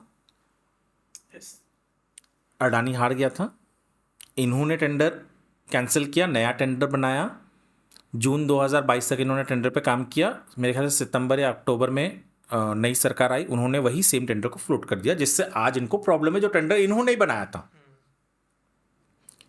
एसआरए ने 1000 बार बोला है, धारावी डेवलपमेंट प्रोजेक्ट के ऑफिसर हैं एसवीआर श्रीनिवास, उन्होंने भी कहा है, देवेंद्र फडणवीस ने कहा है कि जो एमवीए सरकार ने टेंडर बनाई थी वही सेम टेंडर को इन्होंने फ्लोट किया। इनके पास इतना टाइम नहीं था कि उसको चेंज करें, इनको फटाफट दिखाना था कि हम आए, हम डेवलपमेंट करेंगे। इन्होंने टेंडर फ्लोट कर दिया, अडानी जीत गई। Today they have a problem with the same tender. उस वक्त उन्होंने ये कहा कि भैया रेलवे लैंड अलग से ऐड हो गई तो हमको टेंडर कैंसिल करना था। दे कुड हैव इजीली सेड कि अच्छा रेलवे लैंड का हम एक काम करते हैं, जो भी रेडी रेकनर रेट है उसके हिसाब से we are giving it to सेकलिंक, हम कुछ कम ज़्यादा नहीं करेंगे। They could have found a way, alternate out, alternate कुछ ना कुछ ढूंढ लेते थे, बट नहीं ढूंढा। टेंडर कैंसिल करना था, कोई भी चीज़ लेके कैंसिल कर सकते हो आप, तो उन्होंने कैंसिल कर दिया। कहा कि कैबिनेट ऑफ सेक्रेटरीज की मीटिंग हुई और उन लोगों ने डिसाइड किया, कमिटी ऑफ सेक्रेटरीज बिठाई गई और वो सेक्रेटरीज ने यूनियनमसली डिसाइड किया, चीफ सेक्रेटरी ने, कि नहीं कैंसिल करना चाहिए, और कैंसिल कर दिया हमने, हम नया टेंडर फ्लोट करेंगे धारावी डेवलपमेंट के लिए।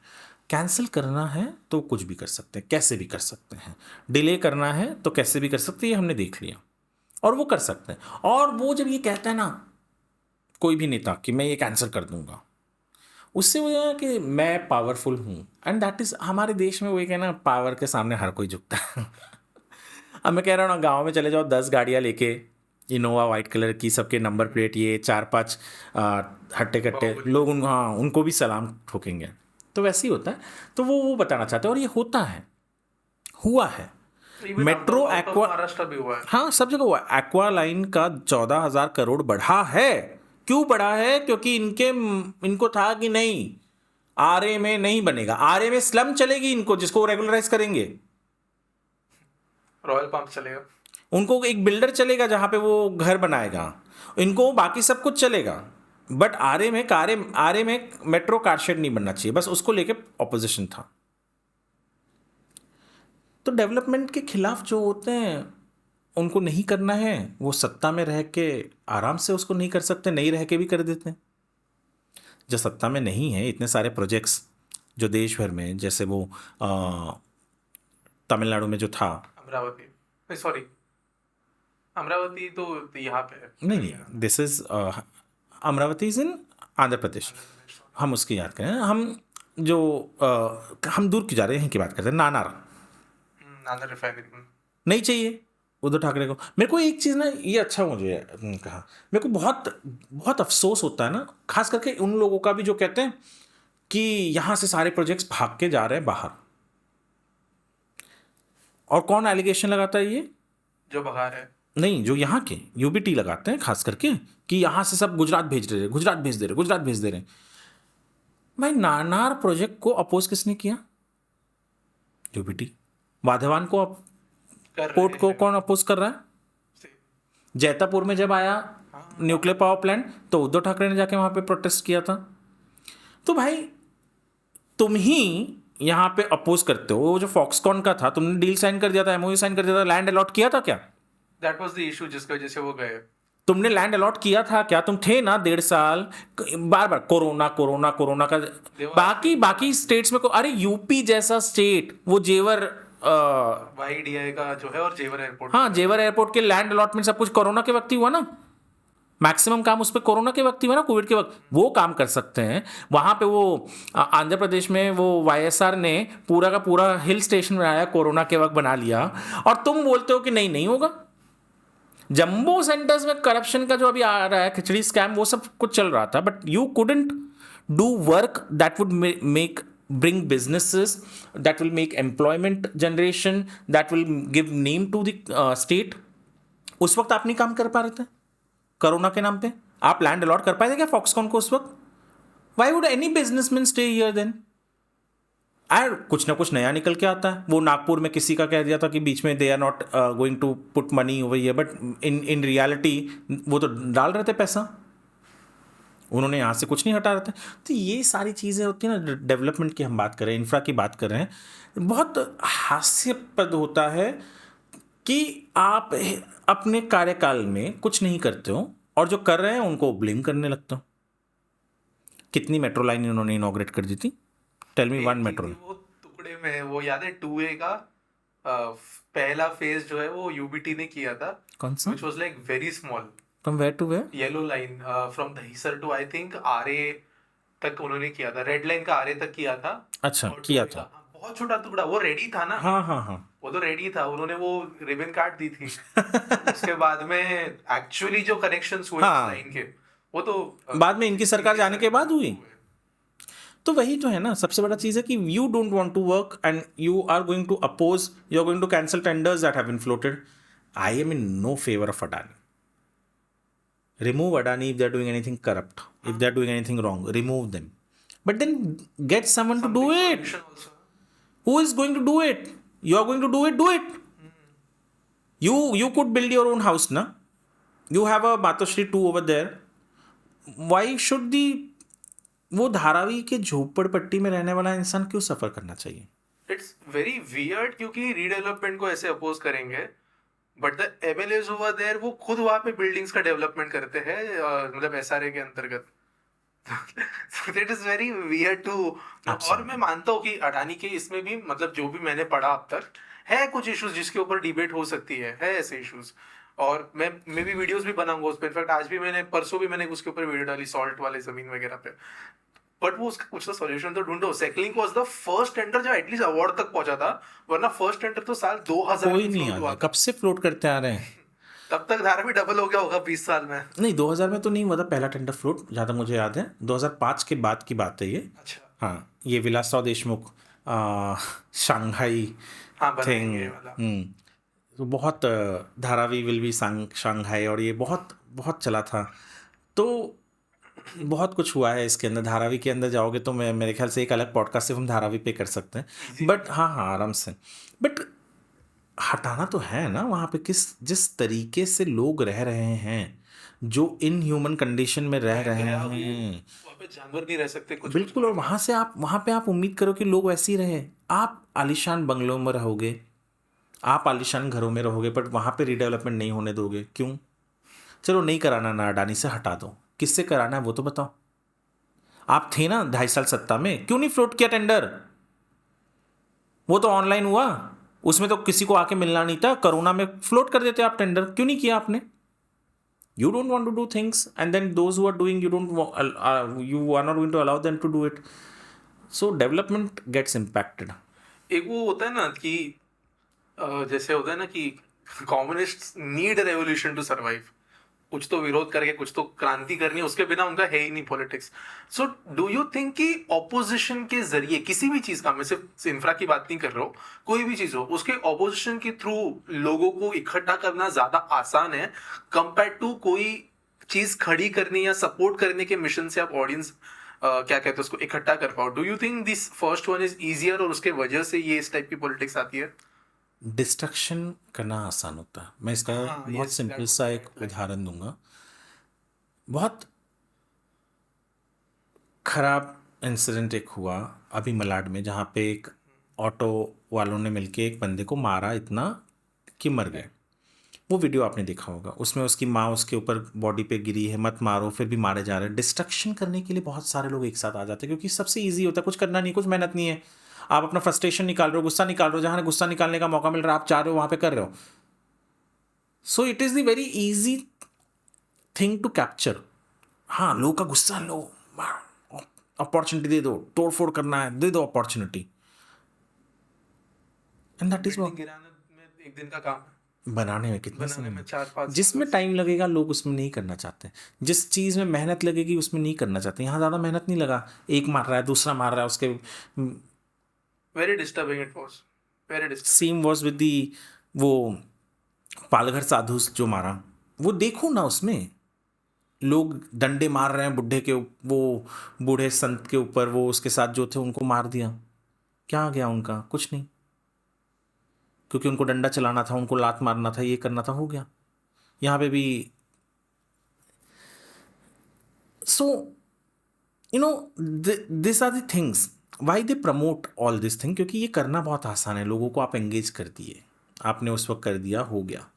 अपोज करना बहुत सब इस देश में एक चीज़ तो है, और ये ना हमको घर से ही आता है। मतलब फॉर एग्जांपल आज कोई यहाँ अर्बन सेटअप में अपने माँ बाप को बोलता है ना कि मैं जाके चलो खेती बाड़ी करता हूँ, तो माँ बाप सबसे पहले अपोज करेंगे, तो को आएगा क्या करने को, तू नहीं कर पाएगा, खेत में जाना पड़ता है, ये करना पड़ता है, वो करना पड़ता है। हालांकि वो रियलिटी से अवगत करा रहे हैं, बट फिर भी वो जिस तरीके से बोल रहे हैं दैट इज कि नहीं, यू कांट डू इट। तो वो जो चीज़ है ना, कंस्ट्रक्टिव चीज़ करने के लिए जिस तरीके का अपोजिशन इस देश में हर चीज़ में रहा है, वो रहता है। और हमेशा एक एक एक एक एक माइंडसेट, एक धारणा जो बन गई है ना, वो ये है कि अच्छा, आप बिल्डिंग रीडेवलपमेंट में देखो ना, जो सोसाइटी के लोग ईमानदार होंगे नहीं होंगे वो सेकेंडरी है, बट जो करेगा पहला क्या, हाँ इसका बिल्डर से कुछ तो रहेगा, बिल्डर इसको कुछ तो देता रहेगा, इसके लिए जा रहा है। वो एक जो माइंडसेट बन गया ना लोगों के अंदर, वो भी एक बहुत इस चीज़ को सपोर्ट करती है, जो पॉलिटिशियंस इजीली एक्सप्लॉइट कर लेते हैं। Low trust, destructive mindset.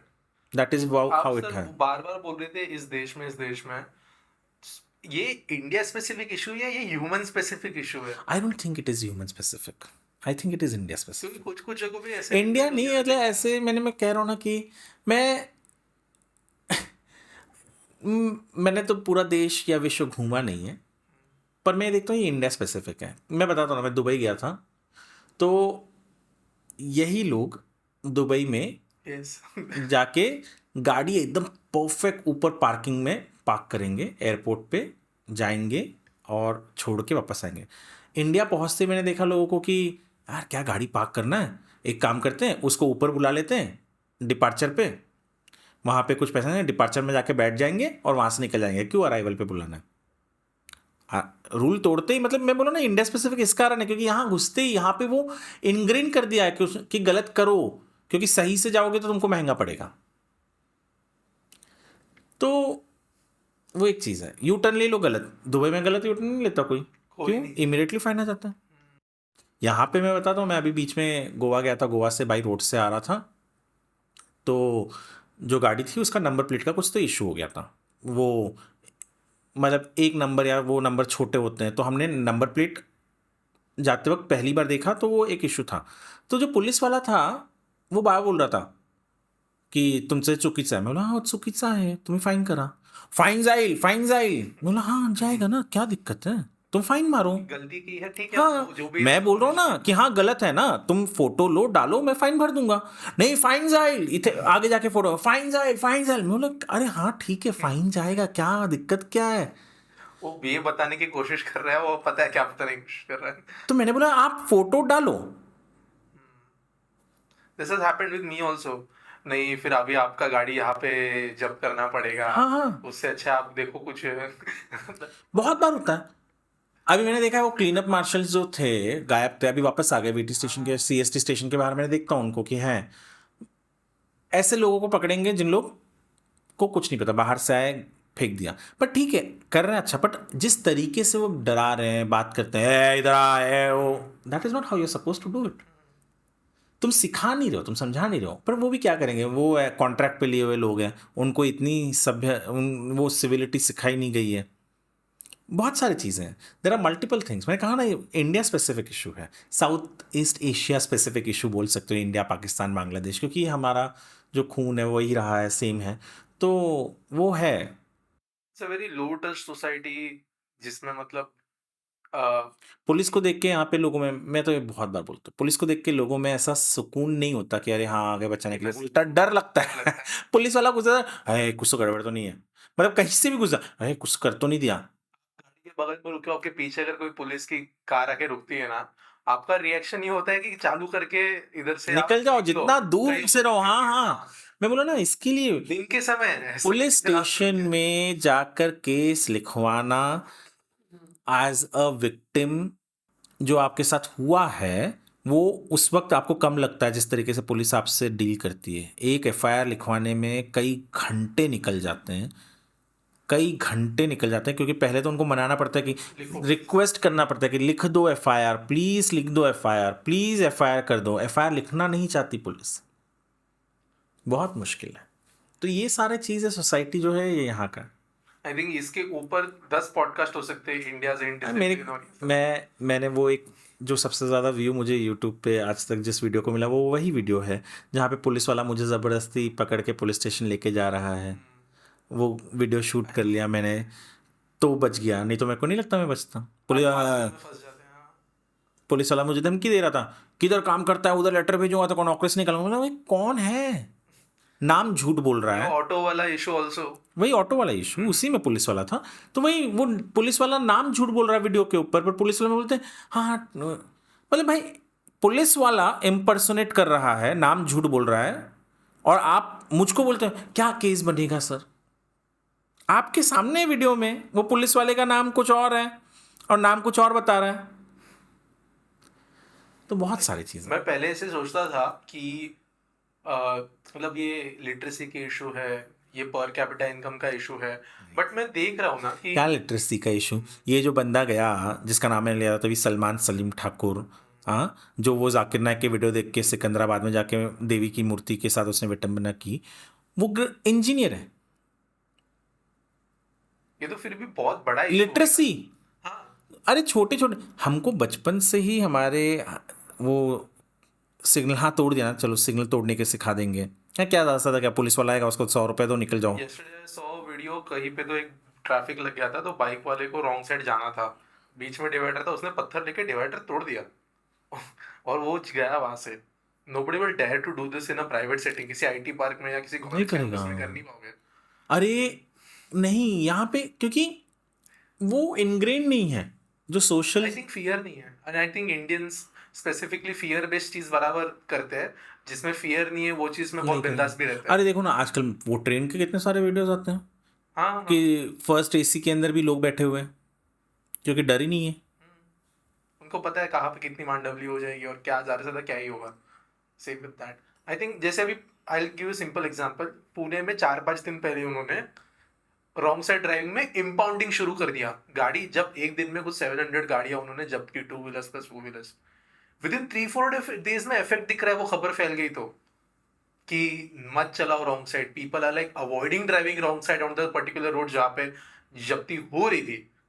तो मतलब पहले भी कर सकते थे अगर सुधरना देखो होता था करना चाहे तो, ये सुधारना चाहे तो किसी को भी सुधार सकते, पर वो ताकत नहीं है। पॉलिटिकल प्रेशर इतना आ जाएगा कि पूछो। हाँ। दिल्ली में क्या दोनों हेलमेट नहीं पहनते?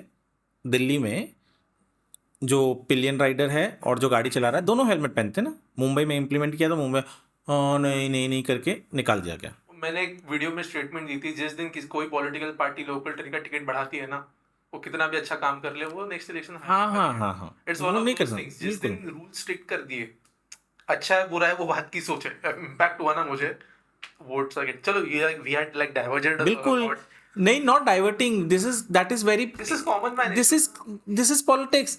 राजीव गांधी ने वो जो शाहबानो केस था, कोर्ट ने बोला था कि यार ये बूढ़ी औरत हो गई है, तुम इसको तलाक दे के कुछ रुपए दे के चले जा रहे हो, you should be giving maintenance. Rajiv Gandhi ने चेंज कर दिया ना पूरा, चेंज कर दिया।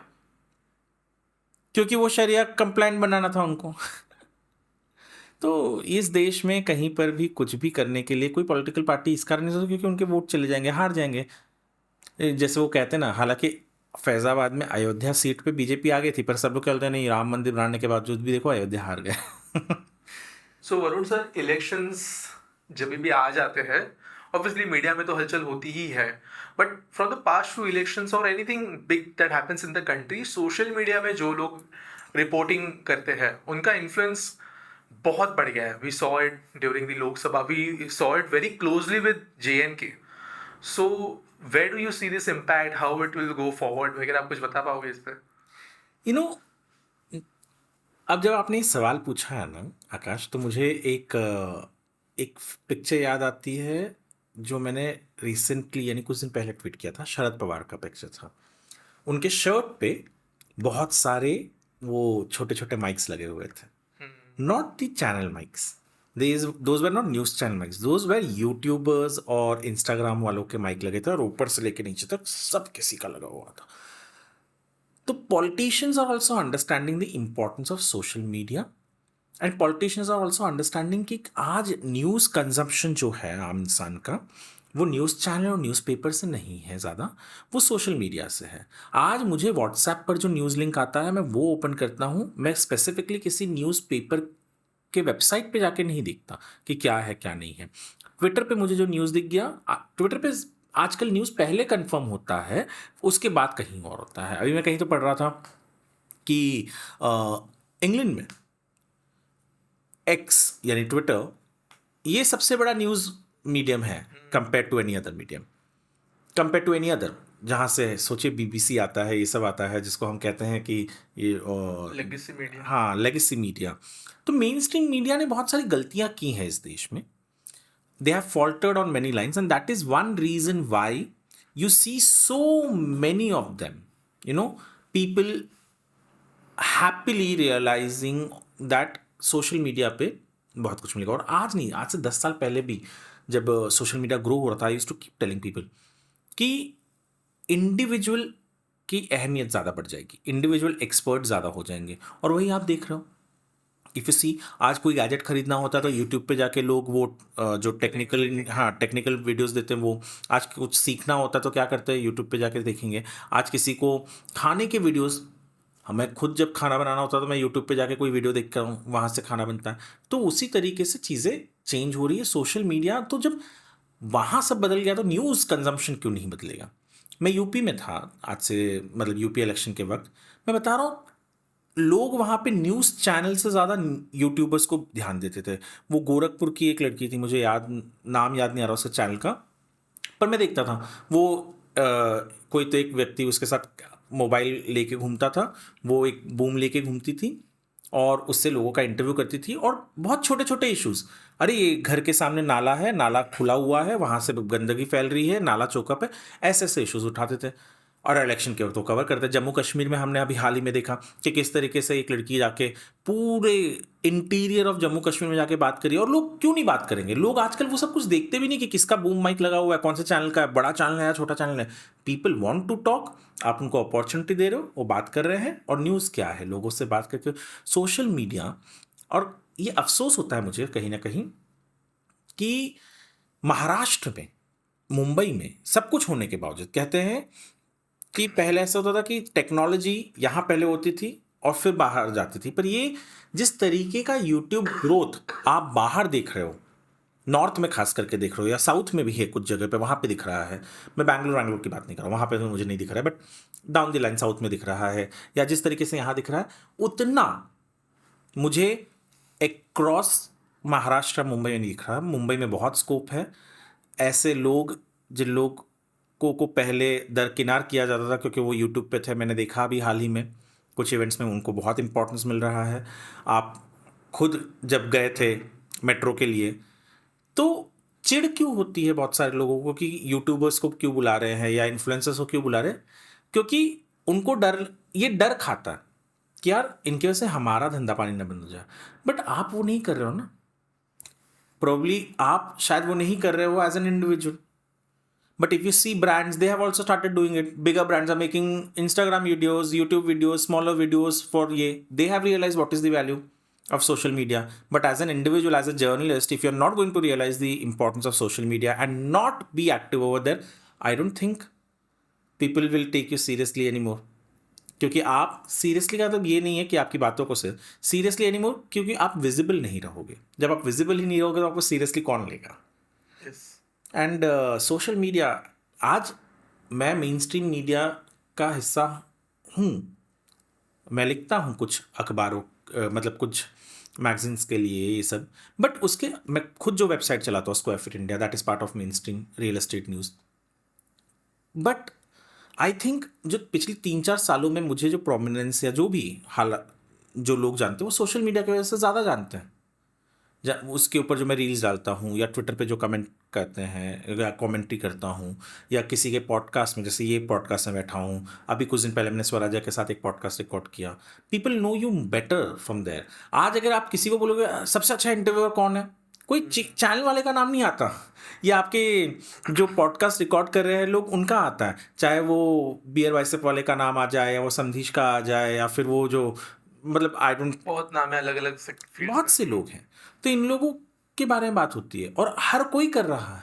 एंड सोशल मीडिया ने वो एक बैरियर हटा दिया, पता है जो एक बैरियर होता है न्यूज़ ऑर्गेनाइजेशन में जाना है, मतलब ये होंगे, आज कोई भी सेलिब्रिटी है यार और हर कोई बन सकता है। And social media has made that better, so we should use it well. You see, मतलब सिर्फ सोशल मीडिया में नाच गाना ही नहीं चलता, उसके अलावा इन्फॉर्मेशन भी चलता है, और इन्फॉर्मेशन को अच्छे से रखो तो बहुत अच्छी चीज़ है। बट सर मतलब ये यहाँ पे ना मेरे को चीज़ याद आई जब आप बोल रहे थे everybody should be on social media. Unfortunately ऐसे लग रहा है कि legacy media is somehow trying to fight with it rather than embracing it. मैं ये इसलिए बोल रहा हूँ क्योंकि इसी पॉडकास्ट के लिए मैं बहुत लोगों को ऑब्वियसली इनवाइट करना चाहता हूँ। सो कुछ बहुत बड़े मीडिया हाउसेस से, दिल्ली बेस्ड है, कोई साउथ बेस्ड है, मैं उनको बुलाना चाहता था कि आप आके XYZ। और ये ऐसे भी नहीं कि मैं पॉलिटिक्स पे बात करना चाहता था उनसे, these are like infra, space, defence, ऐसे सेक्टर्स, ऐसे बीट्स में काम करने वाले अच्छे जर्नलिस्ट थे। एंड दे वर लाइक हम करना चाहते हैं but we are under an हाँ, अग्रीमेंट। अरे मैं बता रहा हूँ, मैं हमको मतलब यूट्यूब चैनल बनाना अलाउड नहीं है, हम नहीं आ सकते। वही तो है। See that is one big, मैं आज से 10 साल पहले की बात करूँ, 10 या 11 साल पहले मैं किसी एक ऑर्गेनाइजेशन में था and I was very vocal on social media, even then Twitter पे था मैं। तो तब मना नहीं था कि आप नहीं कर सकते, तब उन्होंने कहा आप ये ट्वीट नहीं कर सकते। मतलब क्यों नहीं कर सकता? Who are you to stop me from expressing what I have to say? और मैं बोला ये आपने कहाँ लिखा है? ये मेरी गलती हो गई, कहाँ लिखा है? लिख दिया। उसके बाद से आई एम टेलिंग यू, ये मैंने बोला कि यू नो मैंने आपके साथ चलो कॉन्ट्रैक्ट साइन किया काम करने के लिए, इस अखबार में खबर देने के लिए, I will stay true to it. मैं सोशल मीडिया पे क्या लिख रहा हूँ ये आपका, आपने कहीं नहीं बोला मुझे मैं नहीं लिख सकता। फिर वो आ गया सोशल मीडिया का वो कॉन्ट्रैक्ट आ गया हर किसी के पास, सोशल मीडिया ओथ, आप सोशल मीडिया पे ये नहीं करोगे वो नहीं करोगे। And probably that was a mistake that I made saying कि कहाँ लिखा है, तो that gave them that idea HR को, लिखवाना पड़ेगा। हाँ कि अब हर किसी से वो साइन करवाना पड़ेगा, वहाँ तक ठीक था। पर ये आप एक इंडिविजुअल की ग्रोथ क्यों रोक रहे हो? आपके अखबार में, आपके न्यूज़ चैनल में लाके मैं वो दे रहा हूँ ना, ठीक है, आप मैं बाहर क्या करूँ उससे आपको क्या? और मैं इंडिविजुअल हूँ, आप एक ऑर्गेनाइजेशन हो, एक इंडिविजुअल और एक ऑर्गेनाइजेशन, अगर ऑर्गेनाइजेशन इंडिविजुअल से लड़ते बैठे तो वो जो एक मूलभूत ऑर्गेनाइजेशन का जो स्टैंडिंग होता है, बिलीफ होता है, आइडिया होता है, फिर मेरा पर्सनल ग्रोथ क्या है? पर्सनल ग्रोथ यानी जो बोलते थे आप कुछ है ही नहीं, यानी कंपनी का ग्रोथ ही आपका ग्रोथ है, ऐसा नहीं हो सकता। And that is reason I always keep on saying कि अगर आपको मौका मिलता है खुद से कुछ करने का, करो। देखो ना कितने सारे लोग हैं ना जिन्होंने अभी लेगेसी मीडिया छोड़कर आप खुद कर रहे हैं, चल नहीं रहा है क्या उनका? चलता है ना सुमन, जो मतलब ये तो ओपिनियंस या कुछ स्टेटमेंट्स की बात की। द गाय फोटोग्राफी में शौक रखता था, तो उन्होंने बहुत सारे अच्छे फोटोज वगैरह वो सोशल मीडिया पे डालते थे। And because he used to come on TV, तो लोग उनको उनके फेस से भी जानते थे। And the company made him कि नहीं नहीं आप अपने वो फोटोज का कोई लेना देना नहीं है, सीनिक फोटोज, प्लेन्स के फोटोज, ट्रांसपोर्टेशन के फोटोज वो पोस्ट करते थे, उनसे वो तक बंद करवा दिया कि नो। बिल्कुल, it happens, I am telling you. ऐसे थोड़ी ना कोई चैनल का मेन एंकर है और छोड़ के नया चैनल खोल देता है, क्योंकि लोगों को ये है कि नहीं आप ये नहीं कर सकते। बहुत सारी चीज़ें होती हैं, बहुत बार रोका जाता है, बट आई ऑलवेज से कि जो होता है अच्छे के लिए होता है, तो वो उनके अच्छे के लिए भी होगा कि आप आगे निकलो, अपने बलबूते पे कुछ करो जहाँ पे आपको कोई टर्म्स एंड कंडीशंस डिक्टेट ना करे। तो वैसे एक है। और महाराष्ट्र का चुनाव मैं तो ये कहूँगा कि बहुत सारे यूट्यूबर्स जो हैं यहाँ पे फील्ड में उतरे, मैं खुद भी उतरूँगा, हम जाएंगे, लोगों को मिलेंगे, लोग बात करने के लिए तैयार हैं, लोग आपसे बात करना चाहते हैं। बस कमी एक है कि आपके हाथ में एक माइक नहीं भी है तो क्या हुआ, आपके पास वो ईयरफोन एयरपॉड्स है, वो उससे रिकॉर्ड करके डाल दो। आज के ज़माने में क्या वायरल नहीं होता। वो जब वो वायरल हो गया, वो बंदा जो पानी में डूब रहा था, हे प्रभु जगन्नाथ ये क्या हो गया, गमछा तक खुल गया, जब वो वायरल हो सकता है तो अच्छा कंटेंट क्यों नहीं वायरल हो सकता, अच्छी लोगों की बातचीत क्यों नहीं वायरल हो सकती। लोगों के पास अगर आप जाके ये पूछोगे कि आपके गांव में, आपके गली में, आपकी इमारत में क्या दिक्कत है, वो दिक्कत बताएंगे, वो दिक्कत आप नेताओं तक पहुंचाओगे, तो क्यों नहीं होगा। आईएएस आईपीएस ऑफिसर्स तक आप वो दिक्कत पहुंचाने की कोशिश करोगे। गुंडागर्दी बढ़ गई है तो क्यों बढ़ गई है। मेरा जो मैंने कहा ना, वैसे तो बहुत सारे वीडियोस हैं जिनको मिलियन व्यूज़ आए हैं इंस्टाग्राम पे, ट्विटर पे, बट इकलौता वीडियो जो मेरा यूट्यूब पे, क्योंकि मैं यूट्यूब पे बहुत ज़्यादा एक्टिव नहीं हूँ, यूट्यूब पे जो इकलौता वीडियो जो आया है वो यही था जहाँ मैंने ये रिकॉर्ड कर पाया कि पुलिस वाला कैसे आम इंसान को परेशान करता है। लोगों की वो दुख है, वो तकलीफ है, वो रोज़मर्रा उस ज़िंदगी से गुजर रहे हैं पर वो नहीं बता पा रहे हैं, पर वो बताया, वो दिखा, उसको लाखों व्यूज़ आ गए। उसके वजह से जो मेरा एक चैनल है जिसमें कुछ भी नहीं डालता हूँ मैं, कभी कभी अब डालने लग गया, वो मोनेटाइज हो गया था। हालांकि कुछ पैसे नहीं दिए यूट्यूब ने वो अलग चीज़ है, क्योंकि मैं उतना रेगुलर नहीं हूँ उस पर, वो मेरी गलती है, मैंने उसको उस तरीके से नहीं सोचा। बट क्यों नहीं होगा। और जाके एक चीज़ तो मुझे लगता है यार, दूसरों के लिए जाके काम करो, उनको बढ़ावा, उनके इसको थोड़ा गरीबी की ज़िंदगी खुद जी लो, थोड़ा सा मेहनत मशक्क़त कर लो, आगे चल के खुद के लिए भी हो जाएगा, देखेंगे क्या होता है। बट ये एक चीज़ है, इलेक्शन में मैं तो यही रिक्वेस्ट करूँगा बहुत सारे लोगों को जिनको भी इंटरेस्ट है। मैं कॉलेजेस में पढ़ाने जाता था, मैं यही कहता था कि भैया काम किसी के लिए क्यों करना जब खुद कर सकते हैं। स्ट्रगल होगा, कुछ समय तक होगा ना। और यंग डेज में स्ट्रगल नहीं करोगे तो कब करोगे। मैं 40 साल का हो गया अभी, I am 40, I would be. और जब मैं तैयार हूँ 40 साल के हो, तुम तो 20 साल के हो ना। फेल होके भी मतलब जीवन संभालने का टाइम है। अब जब मैं इस रिस्क लेने को तैयार हूँ, at the age when people say कि नहीं आपको थोड़ा सा रिटायरमेंट के तरफ, मैं सब कुछ गंवाने को तैयार हूँ, ये सोच के कि कहीं ना कहीं कल को मेरे को ये अफसोस ना हो कि काश मैंने ये किया होता तो। और ये चीज़ मैं बहुत पहले से लोगों को कहता हूँ कि करो। मैं जब था किसी ऑर्गेनाइजेशन में तब भी मैं कहता था कि आप अपनी आइडेंटिटी को अलग रखो थोड़ा सा। आप और आपकी कंपनी दो अलग चीज़ हैं, ये लोगों को समझ में आना चाहिए। इसके लिए अगर कंपनी छूट भी जाती है तो आपकी आइडेंटिटी बनी रहे, वो बहुत ज़रूरी है। And that is what social media helps you in grow, that is what I would say. Thank you so much sir, इतनी वैल्यूएबल चीज़ें आपने शेयर की। आई वुड रिक्वेस्ट एवरीबॉडी यार, जिसका भी है महाराष्ट्र में वोटिंग, वो लोग जाओ वोट करो। एब्सोल्युटली, सुबह जल्दी जाके वोट करो, फिर बाद में बोलते हैं कि धूप हो गई, ये हो गई, वो हो गई। नवंबर में धूप नहीं होगी ना। वैसे तो मैं एक चीज़ यू नो बिफोर ये, I would like to before you end, इस बार इलेक्शन कमीशन ने बहुत अच्छा किया। वेडनेसडे को रखा। मैंने ट्वीट भी किया था एक दिन पहले कि भैया, और मैंने डेट भी डाले थे कि ट्यूसडे वेडनेसडे थर्सडे के डेट डाले थे। 20 तारीख को मैंने डाला था कि 19, 20, 21 को रख दो नवंबर में, तो तुम्हारा काम भी हो जाएगा, लोग भी नहीं जाएंगे लंबी छुट्टी पे। हाँ, वो वीकेंड वाला इशू नहीं रहेगा। और जितने भी प्राइवेट ऑर्गेनाइजेशंस हैं, I request you a simple thing, आप आधा दिन तो दोगे ही अपने लोगों को, पर उन्हीं लोगों को दो। नहीं तो बहुत सारे लोग हैं कि भाई हाँ आधा दिन है, घर पे रहते नहीं जाएंगे वोट करने के लिए। नहीं, ऐसा नहीं। अगर कोई आधा दिन लेके जा रहा है तो उसके उंगली पे वो तभी सैलरी, हाँ सैलरी, नहीं तो पेड लीव कर दो, नहीं अनपेड लीव कर दो। Sorry, unpaid leave. Paid leave तो क्या फायदा। वो आप प्लीज कीजिए, एनकरेज कीजिए कि लोग जाके वोट करें। और खास करके मुंबई में तो इतना कम वोटिंग होता है। कुलाबा लोवेस्ट था। मैं कल्याण वेस्ट कॉन्स्टिट्यूंसी में हूँ, लोग असेंबली में। उस दिन मुझे बहुत बुरा लगा कि जब इलेक्शन कमीशन ने प्रेस कॉन्फ्रेंस में मेरा कल्याण वेस्ट का नाम लिया फॉर एपैथी टुवर्ड्स डेमोक्रेसी। पर उसमें मैं ये भी ब्लेम करूंगा कि हम बहुत सारे लोगों के नाम डिलीट हुए थे। मैं हमेशा वोट करने वाला इंसान, मेरा नाम नहीं था और मैंने अप्लाई भी किया था फिर भी नहीं आया था। तो वो तो अपैथी अगर मेरी भी थी तो वो अपैथी तो जो इलेक्शन कमीशन में काम करने वाले लोग थे उनकी भी थी। बट मेरे घर में भी प्लीज, हुआ ही। बहुत सारे लोगों के साथ हुआ, मेरे कई दोस्तों के साथ हुआ। बट मैं इतना रिक्वेस्ट करूंगा कि प्लीज वोट कीजिए।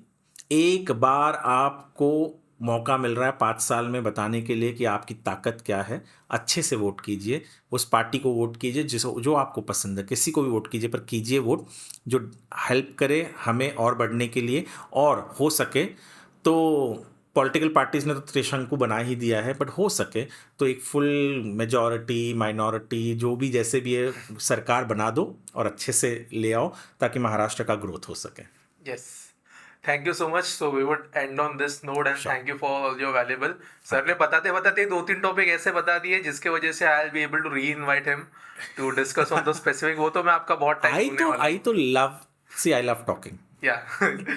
That no. I'm happy if my talks can help someone. Why not? Yes, yes. And this I think मेरी ऑडियंस समझती है इन चीज़ों को। और देखो कमेंट सेक्शन हो या जो भी हो, that's I think it's also celebration of opposing views. अरे नहीं, बट मैंने देखा आपके कमेंट सेक्शन में बहुत ऑपोजिंग व्यूज नहीं आते। People actually genuinely like your I'll give you videos. simple thing. मेरी कल दोपहर की वीडियो और कल सुबह की वीडियो में कंपैरिजन करूँ, मैं दोनों इसमें अलग कारण से गाली खा रहा हूँ। वो तो मैं रोज खाता हूँ। मैं ट्विटर पे हाय भी बोल दूं तो लोग उस पर भी गाली देते हैं, सांस क्यों ले रहा है। But the best thing is कि देखो, एक चीज मैं मानता हूँ कि वो है इसलिए हम हैं। भले वो आपको हेट करे, लाइक करे, डिसलाइक करे, क्या करे, that is secondary. Because of those we are here. So you know, hate us, dislike us, come but see us. That is the only thing. So we'll end on this note Thank and you. thank you so much again. Thank you.